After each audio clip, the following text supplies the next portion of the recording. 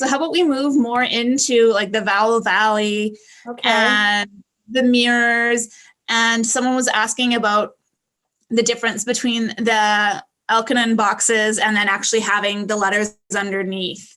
And if we just talk about, yeah, sure. Well, Elkonin boxes are sound boxes, so yeah, these are. I mean, these really are sound. These are really sound boxes. So, or you could call them Elkonin boxes. They're pretty much synonymous. So, so the important thing to know is one box, one sound. So let's say that I was doing sleigh, a, right? Sleigh, like, you know, hopefully we won't be on any sleighs right now because maybe it's getting close to spring, but right, a, right?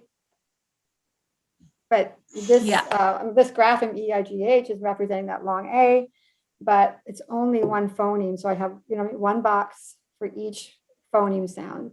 So I have 3 phonemes and I have 3 graphemes. My grapheme S is representing S, my grapheme L is representing O, and the grapheme EIGH is representing this A sound. So right. And one way that I like to bring it to the next level, especially when we're looking at the spelling sort of things, is using dot and jot. And that's where if we had sleigh, we do draw 3 circles underneath. And okay, so we need to, that's one of the phonemes taken out so they know that it's represented. L, E, I, G, H. And I find this really handy, especially for students that struggle with the encoding side and leave out phonemes when they're printing and spelling, because this means, okay, I need to make sure that there's one dot for every phoneme in the word, or at least one grapheme. Right. It's especially when we're working when kids have beginning and ending blends, they tend to sometimes, as we get into more complex words, oftentimes, especially we're back to phonology, but think about, you know, am and an. Whenever we get a vowel sound phoneme next to a nasal sound, and nasal sounds are and